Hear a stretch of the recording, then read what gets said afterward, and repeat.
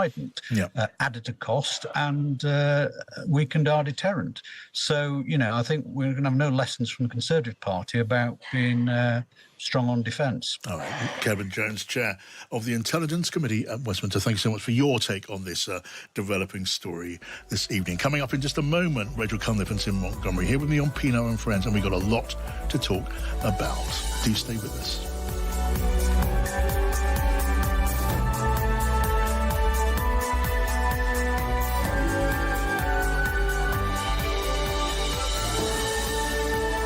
Across the UK, on DAB digital radio, online and on your smart speaker. This is Times Radio, the voice of the times. It's just after 6. I'm John Pienaar. Welcome to Pienaar and Friends, which tonight is Tim Montgomerie, the political commentator, now a supporter of the Reform Party, and Rachel Cunliffe, who's the associate editor at the New Statesman. And you too, do share your thoughts. We've got a big conversation going on here with a good deal to talk about. Share your thoughts with us by text, 87222. Start with the word Times, maybe a tweet to @Times Radio. And we're about to be live streamed on YouTube. If you want to watch our conversation in the studio, you know where to go. Go to the Times Radio YouTube channel. Now, let's get the news with Laura Cook. Good evening.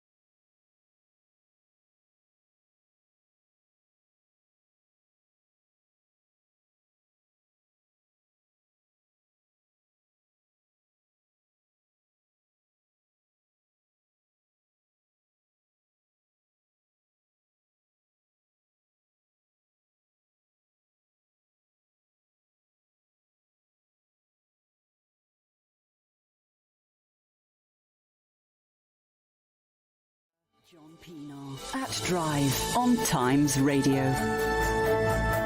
It It's so good to have you with us here on Pienaar and Friends, an hour of good conversation in very good company, which tonight is the political commentator Tim Montgomerie, formerly the founder of Conservative Home, I suppose always the founder of Conservative Home, who's now a fairly recent convert to Reform. And we're also joined by Rachel Cunliffe of the New Statesman. Great to have you both here. Rachel, can I come to you first for your thought for the day? Yeah, I've been thinking about Kemi Badenoch because somebody has to. So she gave a sort of big foreign policy speech this morning at Policy Exchange, which we can talk about the details of the speech or not. Slightly muddled in sentiment, I think, but definitely seizing on the mood of the moment, which is that, things are getting more dangerous and more chaotic.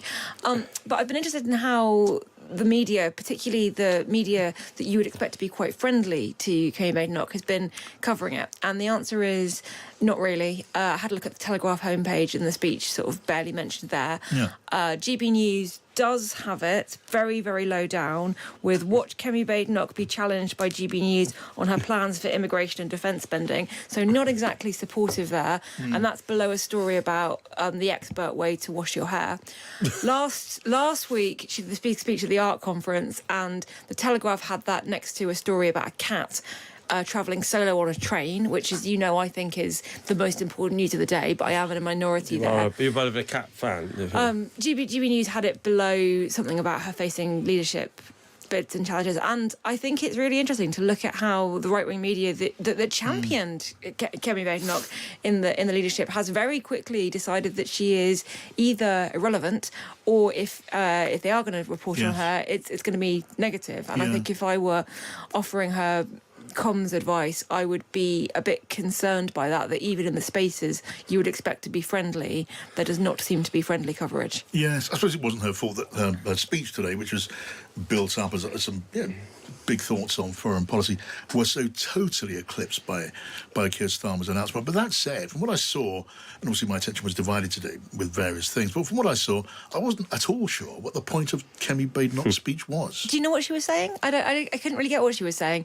I think the point of it was it's her first foreign policy speech as leader, and it's sort of stepping up to the vibe that we've all had for the last couple of weeks, that the world is getting more dangerous, we have to do something about it. But she threw in some stuff about her pet topics, so pronouns got a mention, not getting caught up in the, focusing on real serious things rather than getting caught up in the culture wars. And then she went and sort of hit all of her favourite culture war topics. So unclear what her foreign policy one thing is. I have to say, Neil Ferguson thought it was a very good speech. Now, whether this is, he said on Twitter, he thought it was very good. Now, whether this is at all connected with the fact that I'm pretty sure he wrote it for her is another matter. But so he knows what the point was, anyway. Well, I don't know what the point. I agree. I watched it in my Waterloo travel lodge on Sky News earlier, and actually, I tried to be attentive to these things, but I didn't. At the end of it, it had lots of interesting little ideas, but nothing that joined it up. Okay, well, let's move on. What's your thought for the day, Tim? Well, I didn't listen to the programme last night, John, for which apologies. So do say sorry if you've covered this already. But I think one of the fascinating things about the German election result, looking at the numbers, was we focused a lot on how the right did very well in Germany. The far left did less well, but a lot of it was powered by women. And so we are seeing this divide really across the world now. Certainly in America, it's happened in our politics. I remember when the Conservative Party used to largely be supported by women. It certainly was during the Thatcher years and before the Thatcher years. And now it's much more a male thing. Reform is definitely a male thing. But you look at women voting for the Democrats, women voting for Die Linke in Germany. There is this big crossover. And I was talking about it this afternoon with someone I do a podcast with, Miranda Green. And she said there's a massive amount of literature on this, but absolutely no consensus why it's happening. It's absolutely true in almost every major advanced country that both the pattern of going to the extremes, or however you describe them, in all countries, but men are going one way and women are going the other. And I think it's hugely under-discussed. Yeah, it is a phenomenon which crosses boundaries, it crosses oceans. It was there in the United States. There was certain blurring when it comes to the division between male voters and female voters and party allegiances. Maybe more crossover than one might have expected in the run-up to the election. But we've seen it. in election after an election, and it is absolutely fascinating and important. I am looking forward to the reams and reams of thought pieces on the importance of meeting young left-wing women where they are and talking to them and understanding their concerns and making sure that the political parties that they've abandoned offer something specifically to them. You're both laughing at me, but we have had thousands of think pieces like that about young men moving rightwards, whereas the response to moving leftwards appears to either be, we don't know, not really talking about it, or, well, those young women should come back to the centre and be sensible, shouldn't they? So I think there's a real double standard with how these two trends get discussed. All right. Now, as you expected, we're going to now talk, aren't we, about the big announcement today, the big increase in the defence budget from Keir Starmer, who did a news conference about it. We had it live here on Times Radio just a very short while ago. We're joined live on the line now by Lord Dannatt, Richard Dannatt, the former head of the British Army. Welcome to you, Richard, and welcome back to the programme. John, thanks. Good evening. Good evening to you. First of all, what did you make? What are your big takeaways from what you've heard from the Prime Minister on this spending announcement, Richard? Well, we've eventually got there after many years of cajoling, commenting, analysing and trying to persuade successive governments that we need to spend more money. We've been taking peace dividends for year after year after year, and now at long last the tanker is starting to turn. Yeah. Okay, 2.3 to 2.5% is not a huge increase, but by 2027 it's better than by 2030, and there is a hint of going beyond that to 3%. So this is good, and it's movement in the right direction. Yes. I listened to the Prime Minister a little earlier, and he said this decision has been 3 years in the making. Well, at least 3 years in the making. Many of us have been concerned about the rise of Russia for years, certainly after 2014, after the annexation of Crimea and the moving into eastern Ukraine. Well, we've eventually got there. Today's Tuesday. He's going to Washington on Thursday. At least he's got something that he can say to Donald Trump that's indicative of the Europeans quite properly now taking a greater responsibility for our insecurity, while the Americans dial down. We will hopefully dial up. And we'll certainly want to come to the way this is going to play when Keir Starmer gets to the White House on Thursday, because Keir Starmer wouldn't say so, but the fact is this has been driven by Donald Trump. It's been rushed out because of the meeting with Donald Trump. The Prime Minister spoke about this being in a period of gestation for the last 3 years. It was affected, the timing was affected by Donald Trump, but it was all about the meeting with Donald Trump, Richard. And now they're going to decide how to spend this money, which I suppose, in the nature of, for all the reasons we've just given, Richard, those decisions are going to have to be taken in something of a hurry. Is that a problem? No, I don't think those decisions will have to be taken in a hurry. There's a lot of thought being given already in the context of the Strategic Defence Review that George Robertson is overseeing. And I can tell you, all the service chiefs are very clear on what they need to spend additional money on. And their requests will be far greater than the additional 2.3 to 2.5 can possibly accommodate. So again, there are going to be a lot of difficult choices, priorities being established in the Ministry of Defence as to where the extra funding goes. Yeah. And also, John Healey, full marks to him, has already said that he's bearing down on the defence procurement system and hopes to shortly produce £10 billion extra value from being smarter and better and cleverer in our procurement. Yes, I mean, we've spoken about this before, and we spoke about it before that, Richard. You sound as if you're reasonably happy with this announcement today.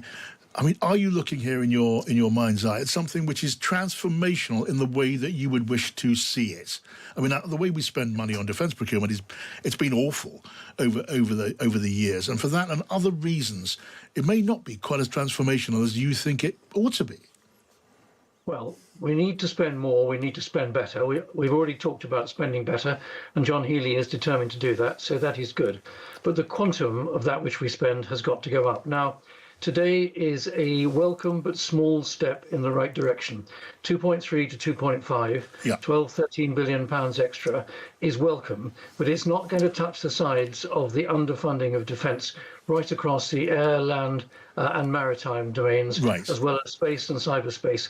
The issues and the demands are too great. So the Ministry of Defence is going to have to be very focused and establish very clear priorities on where this extra funding is going to go. Yes. And Ukraine is the start point. Yeah, and that's something I imagine you would have said had I asked this question some months ago, before the question of America retreating from the defence of Europe was even a subject that we needed to talk about. Rachel Cunliffe is here with me. So is Tim Montgomerie. Rachel. I'm just wondering, when you talk about all those sort of competing spending priorities within the defence budget and all the defence chiefs having their different sort of areas of spending, missile defence systems, troops and training, AI, long-range missiles, protecting our undersea cables, sort of intelligence. There's so many areas. Britain can't focus on all of them, even with the increase in this defence spending. In your view, what should the key priorities be for making sure that spending goes to the places where it can have the most effect?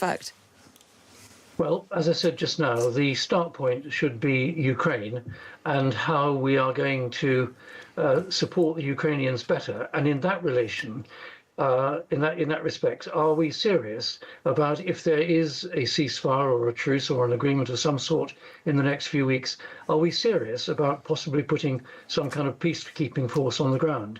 Last week, Keir Starmer said he was ready and willing.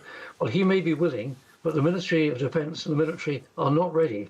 A lot of additional equipment to sustain a deployment of some length is going to be required.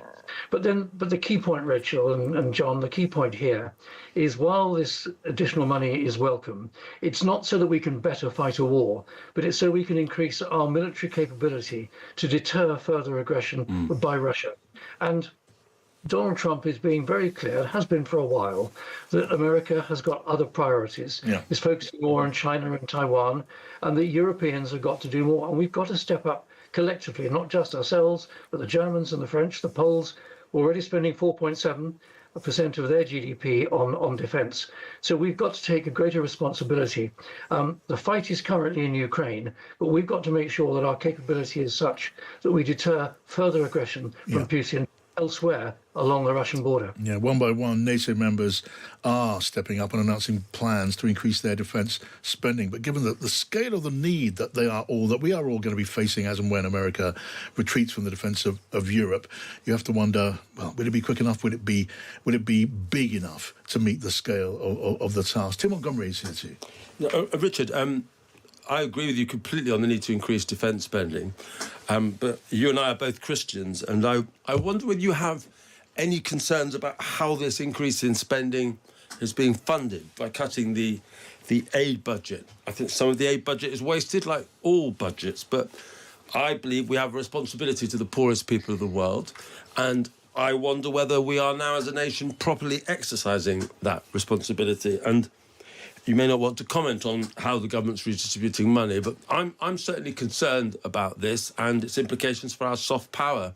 status in the world as well. Tim, you're absolutely right. And it's something of between a surprise and a shock that the extra 0.2% is coming from the overseas aid budget. Yeah. If you remember, it was at 0.7 a few years ago, and the previous government reduced it to 0.5, and now it's coming down to 0.3, which is a pretty soft touch, to be honest. Of course, I've been calling, so many others have, for an increase in defence expenditure, but it's a pretty soft touch to take it out of the overseas aid budget. Our soft power and our hard power together are the elements that help the UK maximise its influence around the world. And there are a lot of very vulnerable people who will now find that their funding programmes are being cut. My eldest son is the founder and chief executive of Street Child, working in 22 countries across Africa and Asia. And he's mortified at the fact that the budget is going to be cut. He and I were only talking on the phone about it about half an hour ago. It's a soft touch. I would have gone myself to the health benefits budget, £64.7 billion being spent. If we could bear down on probably false claimants, people who should be back to work, and there's a lot of way that pressure, not unfairly, can be brought and reduce that budget. It's projected to go up to 100 million by the end of the decade. That can't be right. So there are other areas where the government could and should have been looking for money. I know to govern is to choose, and they've chosen to hit the overseas aid budget, but it's a soft touch, and actually, frankly, it's a poor one. Yeah, a former army colleague of yours, Richard, General Sir Nick Carter, is floating the idea of what's being described as a rearmament bank, which was seen as maybe a clever way to put more money into defence without breaching the Chancellor's fiscal rules, without taking money away from rival public services. The idea of a rearmament bank which would run on the basis of government guarantees, so not directly on the government's balance sheet, and you could then spend money on defence procurement from that fund. Rachel Reeves is apparently going to be looking at this and other ideas, maybe within the space of a few days at the G20 in South Africa. Have you pondered that idea, a rearmament bank, Richard? I haven't pondered that idea, but if Nick Carter has come up with that, I think it's certainly well worth looking at. It sort of at first glance feels a little bit like artificial money and buying what you need on the never never. But if there can be a clever way of doing it, it's well worth looking at. I'm afraid my alternative answer is to say, yes, I know the Labour Party campaigned last summer on not raising taxes, not raising the principal taxes, but the world has changed in the last 8 months. Circumstances are difficult, and when the context and the strategic situation changes, it's perfectly reasonable for governments to review their decisions. So to think again about income tax, to think again about VAT, should not be completely off the agenda. But I would also say that the extra money going into defence will largely go into defence industry, and that is good for economic growth, that is good for the economy, yes. And ultimately will cycle some more money back into the economy. Yeah. Which touches the question we have been looking at a little bit so far this evening, which how much of this extra money will go into the British defence industry? How much would it need to be spent abroad in America? Because that's where most of Europe spends its defence budget. For now, though, Richard Dannett, former head of the British Army, great to have you on. Thank you so much. We've got more to talk about, as you can expect. Really keen to hear what you are thinking at this moment here on Pienaar and Friends on Times Radio. Kate Borsay.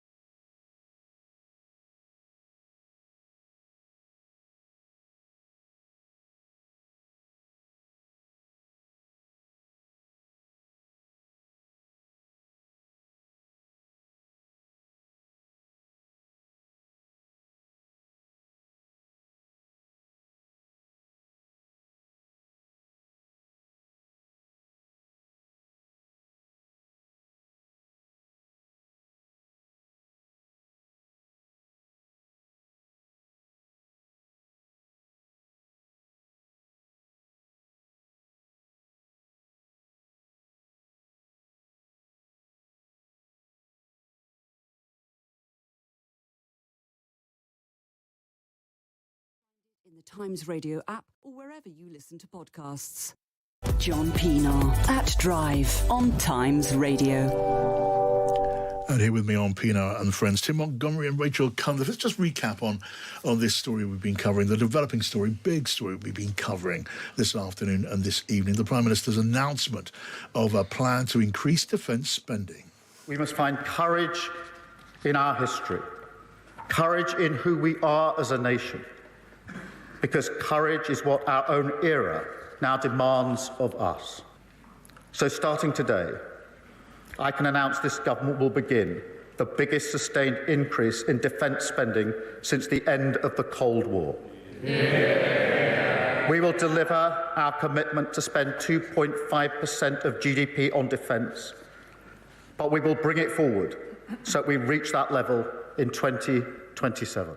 And to fund the extra defence spending, the Prime Minister announced significant cuts in the international aid budget. We will cut our spending on development assistance, moving from 0.5% of GNI today to 0.3% in 2027. Well, Keir Starmer also announced plans to boost spending for intelligence services, and he set out a pathway to increase defence spending to 3% of GDP, national earnings, in the next Parliament. Well, I spoke earlier to General Sir Peter Wall, who's another former head of the British Army, and got his thoughts on this plan. Well, I think it's good news, but as far as it goes. It's added considerable certainty to defence as it enters its SDR coming out in the next few months. And, the government has made clear choices, which is what it's paid to do. And I think that's a very good sign. But we're in the foothills of this issue, and I suspect this uplift may not be sufficient to prevent capability cuts in the forthcoming defence review. And that's in the round as a consequence of protracted underinvestment in defence over the whole of the Tory era, starting in 2010, when significant cuts were taken across defence, up to 20%, quite a lot of which, ironically, was channelled into international aid. Over time, that has left our forces in a parlous state, I'm afraid. So this is a step in the right direction, but much more will be needed. So a slightly downbeat analysis from the former head of the British Army there. I also spoke to Tara Ghazi, who is the co-chief executive of Action Aid UK. She had this to say. Well, right now, I have to say we are in total shock. We're devastated and in disbelief at this very reckless decision by our government. I mean, this is a government, John, that has repeatedly claimed to be a leader on the rights of women and girls. But these cuts will fall very heavily on women and girls living in some of the world's most difficult environments and living through protracted crises. In terms of the humanitarian impact, what we will see over the next 2 years and beyond is a scaling down of our programs. We will see less people reached. And we, as Action Aid, what we believe will happen is that women and girls who already eat least and last will be likely to pay the biggest price. It's Tara Ghazi there from Action Aid. Now, if you were listening earlier on to the news conference, listening to our conversation, well, the Prime Minister was asked often whether he'd taken this decision because he was just about to visit Donald Trump. He's going to the White House on Thursday. When I spoke to Professor Malcolm Chalmers, who's Deputy Director General of the Royal United Services Institute, well, he had this to say about the wider international context. We have conducted our defence, at least in regards to NATO, on the assumption that ultimately, if things go badly, the Americans will bail us out. The Americans, with their overwhelming force, will be able to carry the day. And that certainly has been true in reality. That is now under question. And every European capital is asking the question, how can Europeans provide a credible conventional deterrent against Russia? So the UK has to do its bit, but of course we're not as Europeans collectively or the UK individually, in a good state to do that right now, and it will take time to repair the gaps and fill the gaps which we need to do. It's not only a matter of money, although money is very important. It's a whole range of different capabilities, and it's a mindset of planning to defend ourselves without the United States always being there. That's Professor Malcolm Chalmers of the Royal United Services Institute. Now, after the news here on Pienaar and Friends, we're going to cross over stateside and hear from Harriet Alexander, our colleague in Washington, looking ahead to this big meeting on Thursday between the PM and the President of the United States. How is all this going to go down with Donald Trump? Will it go down well? Maybe early indications don't suggest that it will go down fantastically well. That coming up shortly here on Pienaar and Friends. Do stay with us. Tim Montgomerie and Rachel Cunliffe are here with me and with us in the studio. Tim, just a point that you touched on a little bit earlier on. We heard from Action Aid in a state of something like despair. You've obviously got your worries about that too. Yeah, my question to Richard Dannett as well. I think there has been a lot of waste in the aid budget over the years, and I think some of the criticisms of what the aid budget is funded are real, but I've also seen myself incredible value for money from our aid projects, where places which were really struggling to grow food sustainably have been given help with crop interventions by the British taxpayer and have turned farming areas into places which really can sustain their communities. I've seen, it's consistent with the Action Aid message. I've seen women in particular being given basic healthcare that their own government wouldn't give to them. Sometimes it's said, like, why do we give money to India when it's a rich country? Well, if that country isn't looking after its own peoples in some places, which, partly because of some of the religious beliefs it doesn't, I would much rather we did help them, because rather than them go without any help at all. And so, yes, there is always a case to spend money more wisely across government. But actually, the aid budget was only very small anyway, under 1% of, GDP. Yeah. And, we should spend more on defence, but we may never need our soldiers. I hope we never will need them. Yeah. But we do need to get food and healthcare to the poorest people in the world. That definitely does help people. And we have just abandoned most of our commitment over the last few years to the poor. And immigration is a big issue. I support strong immigration control. But if we're also going to say, well, you can't come into our country and we're not going to do anything to help you in your own countries with the difficulties that you face, I think that's bad global citizenship. And so I really regret today's decision. All right, fascinating. And Rachel, we're going to go to the news in a minute, but I just want to get your thought briefly on that. On the Labour side of the House of Commons, there'll be more than a few Labour MPs who are very unhappy to hear the news of this big cut, a further cut in the overseas aid budget. So far, there's been no sign of anyone standing up from within the ranks of the government and resigning, which, that might have happened, but it hasn't happened so far. How do you think it's going to play down there? I think there are going to be some very unhappy people. In fact, there already are. And interestingly, we haven't seen anyone stand down for the government. We have had very strong comments from David Miliband, Ed Miliband's brother, who runs the International Rescue Committee, and so is in the international aid space, who calls it a blow to Britain's proud reputation as a humanitarian development leader. The global consequence of this decision will be far-reaching and devastating for people who need more help, not less. And I think that sentiment will be shared by a number of his former Labour colleagues. He's no longer an MP. I think there will also be questions about some of the other Labour spending priorities, which the government has said it would very much like to do but didn't have the money for.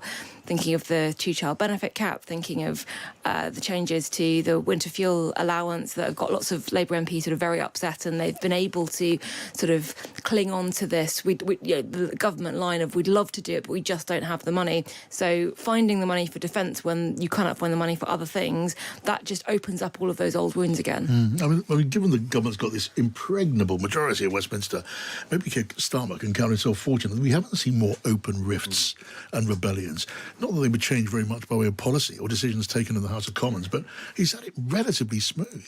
I think on this issue there is possibly a sense that rebelling could look like suggesting that Russian aggression is not as big a threat as it is, or that they're not sort of standing with Ukraine as much as they should. And certainly there was a real unanimous sentiment in the House of Commons that yes, this sort of should be the priority. So maybe that's the reason. Imagine before the last election, though, you'd be told you're going to have a Labour government, but it's going to cut the benefits of pensioners, it's going to cut the aid budget, and it's going to increase money on defence. It wasn't what a lot of Labour voters expected a Labour government to do. And I like the increase in defence spending, but, General Dannett's right. The welfare bill is huge. The level of sickness benefits that we now pay out as a country is really grown. That's where we should, the focus. These are soft targets Labour's taken. But if it was possible to easily cut that, the Conservative government would have done it. So this is a way of sort of getting the uplift quickly, I think is the point. Still just got to be struck by having just been listening to the former head of the British Army and a former Conservative who's now moved to the Reform Party, who have been more openly critical of the government, if you like, almost from a left perspective than we're hearing. I said I'm not speaking for Reform today. Well, we're all breaking out of our political boxes. Well, there we go. There's always room for that on the programme. Right, a little late for the news. Do forgive me for that. We're trying to pack in so much for reasons you will all understand here on Pienaar and Friends. Now, time for the news with Laura Cook.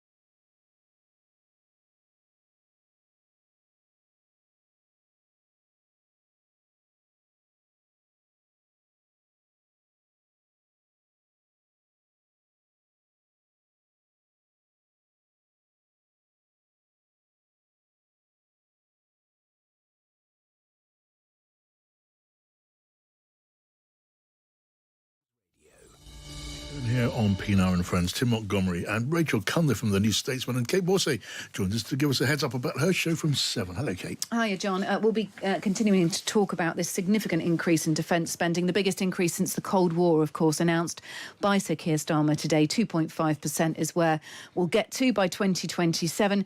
He declared today we must change our approach to national security. It feels significant. Many will say, well, should we have done this a few years ago? Whatever the motivation, we're on the road to it now, and I suppose that's the important thing. And there's cross-party consensus as well, John.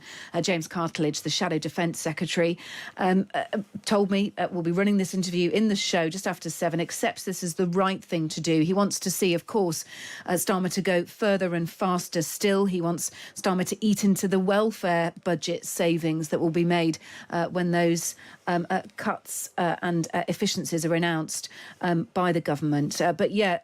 Quite a bit of cross-party consensus on this. He was very polite about it indeed, very, very supportive. So that's what it looks like with support across the House. So we'll do plenty on that.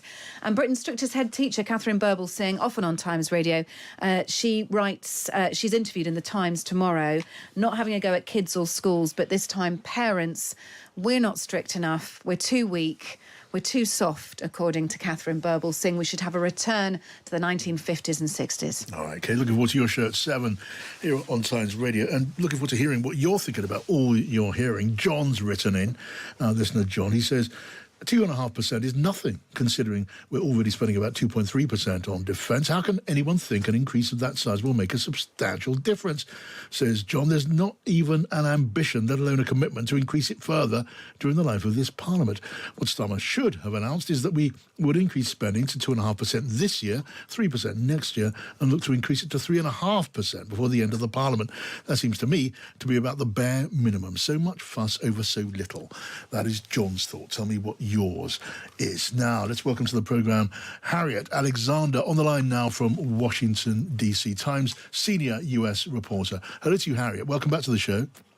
Hello, John. Hi, thank you for joining us, Harriet.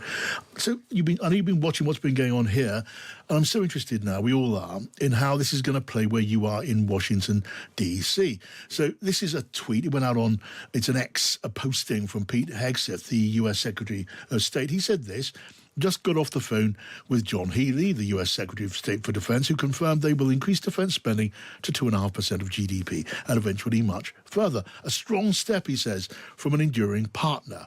Earlier, Harriet, speaking to your colleague there in Washington, David Charter, who was telling us that behind the scenes there's a slightly different message coming out of the White House, where he's being told Donald Trump is not impressed. The White House is not impressed, and Britain doesn't quite get what America is looking for here, which is basically a step back from European defence, which Britain and other European allies have to recognise and respond to. Harriet, what do you make of what we're getting from the US and from the White House and from Washington?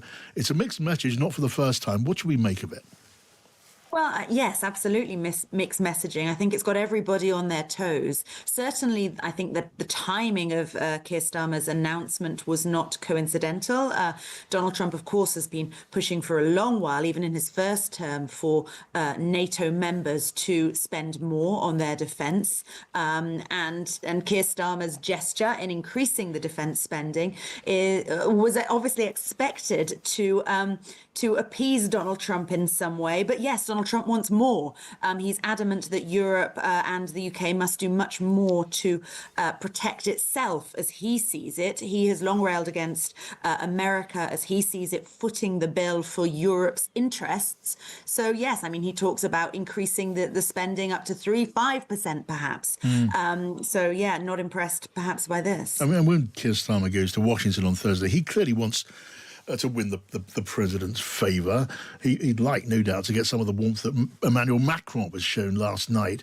Now, Macron did pretty well in terms of the optics and the mood music and the feeling in the room. They were like old pals. Again, not for the first time. What's it going to be like for Keir Starmer? He's not quite the sort of clubby pal of Trump that Macron is, and he's got a tough job.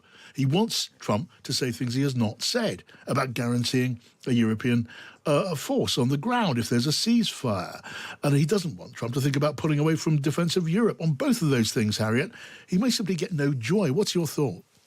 Yes, I think that it's going to be definitely a less cosy meeting than the Macron-Trump meeting yesterday. Of course, Macron has the benefit that he knows Trump quite well, and he has been able to get a sense of the man. I mean, he kept on referring to "Dear Donald" in his speech yesterday, and that went down well. They both discussed their beautiful wives and how well they got on, etc. And Keir Starmer can't rely on any of that. He's starting afresh. Of course, he is able to draw on the fact that Trump loves Britain. Yes. He regularly references his British heritage, his Scottish mother, and so on. So he has that affinity. He has, of course, the royal family to draw on, which Trump adores. So he has that. But I think he quite fancies a ride in a golden coach, apparently. Well, exactly. We know that Trump loves that, as do all his family, who he brought along with him last time.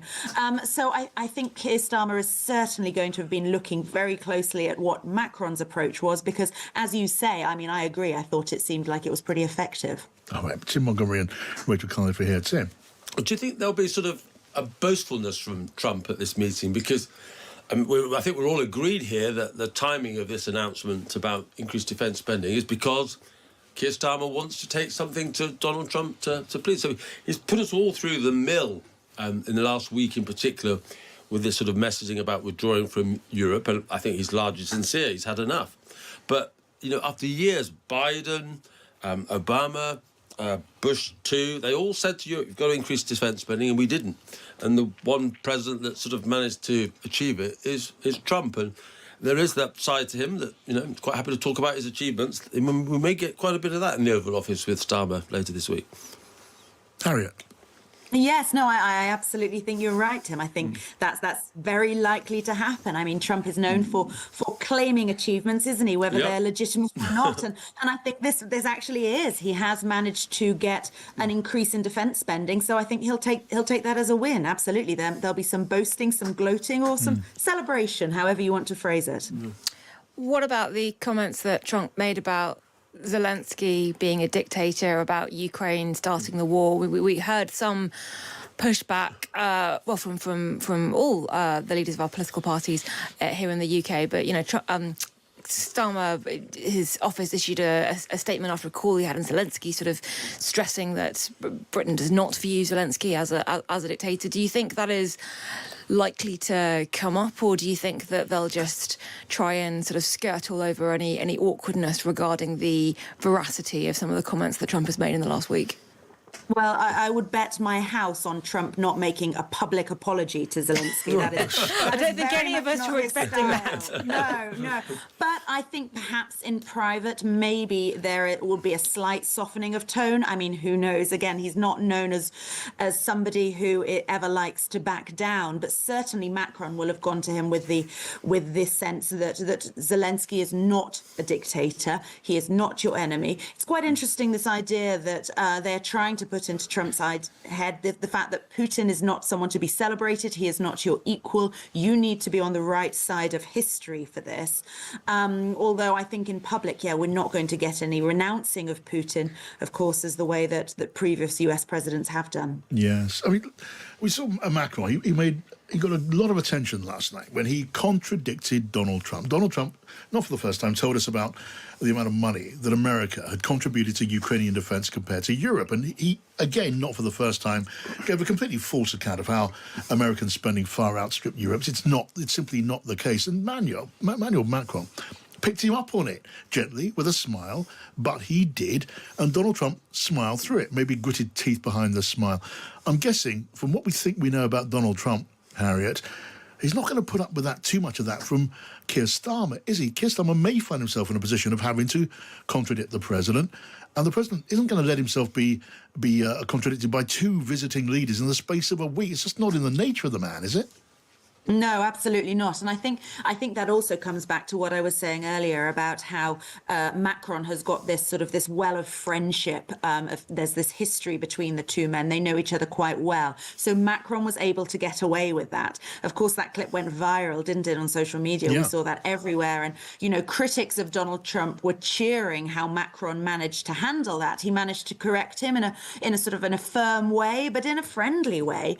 And it was seen as being, I suppose, others as setting a path for other leaders to follow. But I would caution that there aren't many that could get away with that. Can I ask Harriet, you may not be able to answer this because I certainly can't answer it. I wonder if Trump believes his error or it's actually a deliberate lie.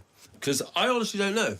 And I wonder, how many people actually who surround him have the courage to say, no, Europe doesn't loan that money, just a different sort of arrangement. I don't know the answer to that question. I wish I did.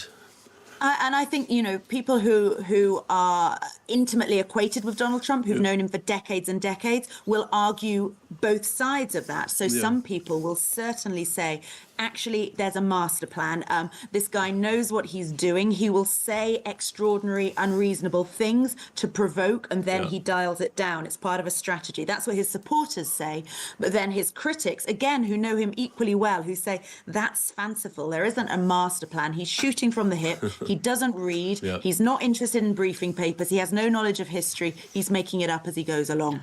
Now, while we were speaking, guys, Caroline Leavitt, the president's White House spokesperson, has been giving her regular news briefing in the White House. She was asked about the deal, or so far no deal, with Zelensky on mineral rights in exchange for him seeking, the president of Ukraine seeking some sort of security guarantee from America. Let's just have a listen back to how that went. Well, I think the president knows how to make a deal better than anyone who has ever assumed the office of the American presidency. And in order to make a deal, you have to bring both sides to the table. And typically, when you make a good deal, both sides leave that table a little bit unhappy. I'm not going to outline the concessions that the president and his team are engaged in discussing. These are obviously ongoing negotiations, and it would be unwise of me to impede them from this podium. But the president has made significant improvements in ending this conflict. He is committed to seeing an end to the war. He wants to see the bloodshed and the killing stopped. He wants to stop seeing young men being killed and slaughtered. This has been going on for far too long. The president inherited this mess because of the incompetence of the previous administration, and he's committed to fixing it. And he's made, some of those concessions clear, but I'm not going to get ahead of him on additional ones. But he is wholeheartedly committed to striking a peace deal in Russia and Ukraine, also in the Middle East. Thank you very much, guys. Good to see you. We'll see you later. That's Caroline Leavitt, spokesperson for the White House, speaking just a very short while ago, talking about the possibility of a deal between Volodymyr Zelensky, the president of Ukraine, and Donald Trump. We heard Donald Trump last night say that we could see Zelensky travelling to Washington himself in the space of this week or maybe next week. Both Washington and Kyiv have been saying they think a deal is very, very close. You're kind of wondering if it's maybe not actually all that close. Both sides waiting for the other side to blink. And so far, that doesn't seem to be happening. But let's talk more about that. Harriet Alexander on the line from Washington for The Times. Tim Montgomerie and Rachel Cunliffe here with me in the studio on Pienaar and Friends. It is now 6:51. The Money Moment on Times Radio.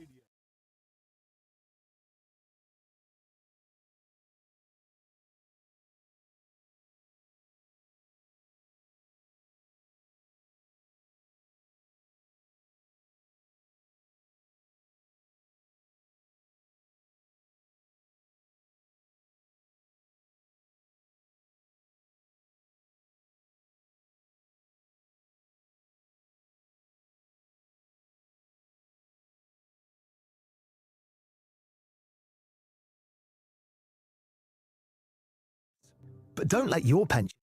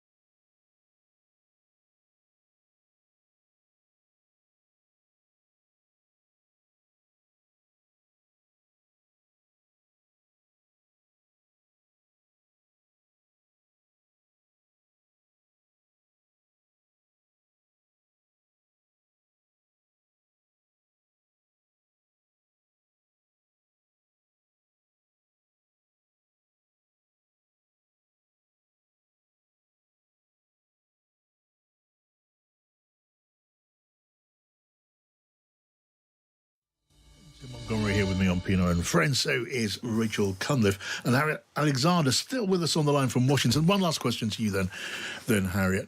When it comes to this deal between Donald Trump and Volodymyr Zelensky, Zelensky wants a promise of a US backstop. It's being called a security guarantee if there's a ceasefire, and if European troops go in to police that ceasefire, that America will be there in the background to guarantee security. Donald Trump is not giving that concession. Do you think he will? It's going to be so interesting on Thursday, I think, for Keir Starmer's team to get a sense of how much of this is Donald Trump wanting a deal, wanting a quick deal, something flashy to show the American people within the first 100 days of office. Remember, he was elected on the promise that he would end the Ukraine war on day one. He hasn't done that, but perhaps he's serious in doing it in the first 100 days. And if that is the case, then I think they might be able to extract more concessions from him to get something that is much more amenable to the European, the British and the Ukrainian point of view. All right, Harriet, really great to have you with us this evening. Thank you so much. Let's talk again very, very soon. Look, I mean, we've been talking through the afternoon and this evening about events of global significance. So it's really high time we lowered the tone and talked about British politics. Earlier on, you may have heard Keir Starmer at that news conference. He was asked about whether he'd simply adopted a policy from Nigel Farage's Reform Party. Nigel Farage didn't even turn up to the debate in Parliament today. Nigel Farage is fawning over Putin. That's not patriotism. That is not what working people need. What I've done is take the duty of Prime Minister seriously, which is to ensure that our citizens are safe and secure. And this decision is made to ensure that they are safe and secure. It is a decision intended to ensure that we fight for the peace that we've enjoyed for the last 80 years, so that for generations to come, they can enjoy the freedoms that we have enjoyed. So I've taken this with only one thing in mind, and that is the citizens of this country, for whom I am responsible. Keir Starmer speaking a little bit earlier on. I mean, Tim Montgomerie, I couldn't help noticing on social media earlier on, you were pretty complimentary about the way that Keir Starmer was handling all of this. So as a man who's now a born-again reform supporter, what do you make of this? Well, I support the increase in defence spending. I don't support how it's been funded. As for his attack on Nigel Farage, well, let's look, the wider context of this is European weakness. And why is Europe weak relative to where it should be? It's because of crazy environmental policies that are ruining our economies, which mean that Europe at the time of the stock market crash was as wealthy per head as America. We're now way behind, and the main reason is the cost of energy policies. Keir Starmer is carrying on those policies. He's actually accelerating them with Ed Miliband's mad environmental schemes. He's had to admit today that rather than a £300 cut in our energy bills, they're going up. Immigration policy, still not under control. That's weakened Europe, and we've underspent on defence. So if you're going to sort of play the big patriot card, acknowledge why Europe is in the mess that it is. And it's in the mess that it is because it's followed policies that Keir Starmer has largely continued. All right, so there's your qualification. And you talk about Starmer playing the big patriot card, but you also seem to be accepting he is, in this context at least, a big patriot. Well, he's doing the right thing because one thing there's been lots of focus in the last 10 days, I know there has, because I keep being asked about it. It's sort of divisions within reform about foreign policy. And we talked about the dog that hasn't barked yet and Labour backbenchers, but I do admire Keir Starmer for doing this. Perhaps he doesn't realise quite how big a political risk he's taken. Go on. Because there's a reason why generally politicians spend money on nurses rather than soldiers, because we all use the NHS all the time, so we see the benefit of spending money on nurses. We don't really know the benefit of an army until we actually need an army.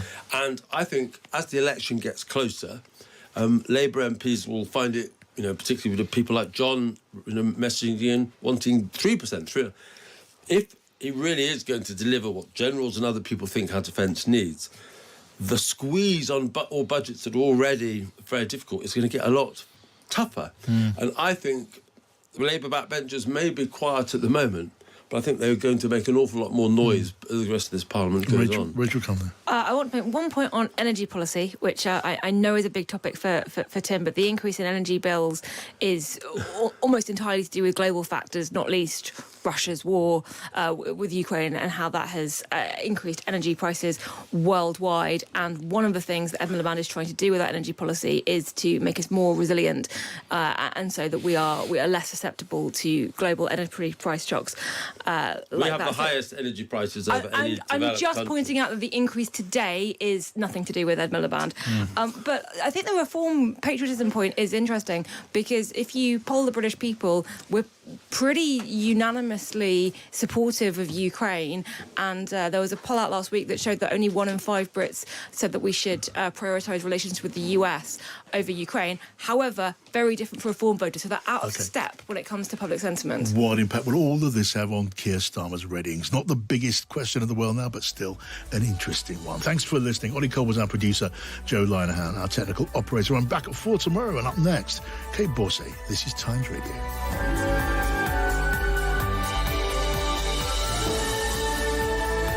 Across the UK, on DAB, online and on your smart speaker. This is Times Radio, the voice of the times. Thanks, John. Have a great night. It's 7 o'clock. This is Kate Borsay and the Evening Edition. Coming up, I can announce this government will begin the biggest sustained increase in defence spending since the end of the Cold War. Prime Minister Keir Starmer has announced Britain will increase defence spending to 2.5% of GDP by 2027. This comes before his meeting with President Trump in Washington